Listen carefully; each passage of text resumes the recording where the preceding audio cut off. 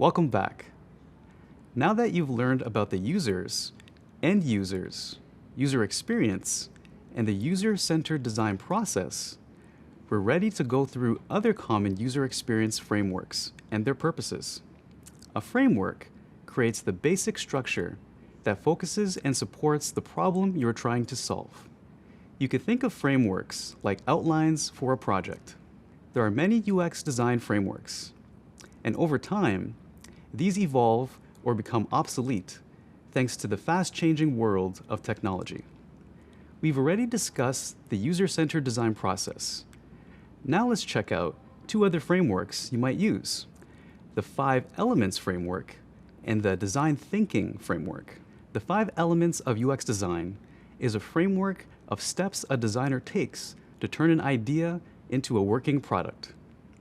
This framework consists of, wait for it, 5 elements: strategy, scope, structure, skeleton, and surface.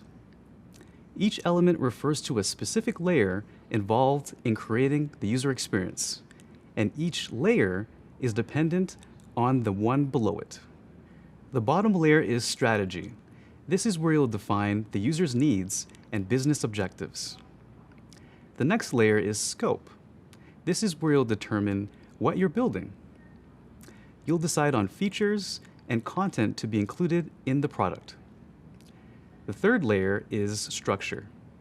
You'll figure out how to organize your design and how the user will interact with it. The next layer is the skeleton, which you can think of as the layout. Similar to how the layout of our bones shape our skin, this layer helps detail how the design works. But just like our bones, the user won't see these inner workings. Instead, you'll see the surface, which is the top level of the user experience. The surface is how the product looks to the user. So to recap, we have strategy, scope, structure, skeleton, and surface. Together, these layers make up the 5 Elements framework. A second common framework is design thinking. Design thinking is a way to create solutions that address a real user's problem and are functional and affordable.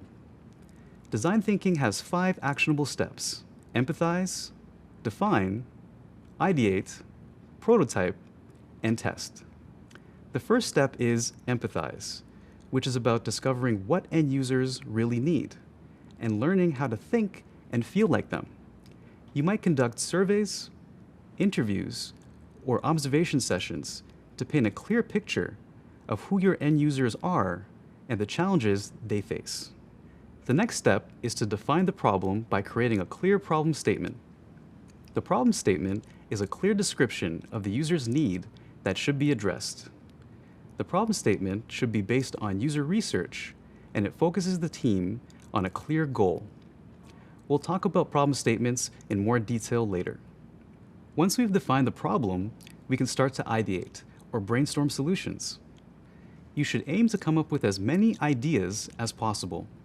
By focusing on the quantity of the ideas, not the quality, you're more likely to come up with innovative solutions.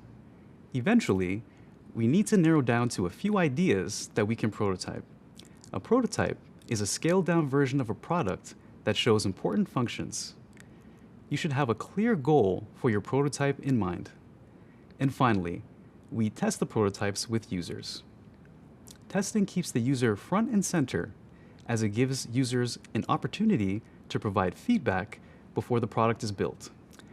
Based on user feedback, you can make changes and improvements, or come up with a completely new idea.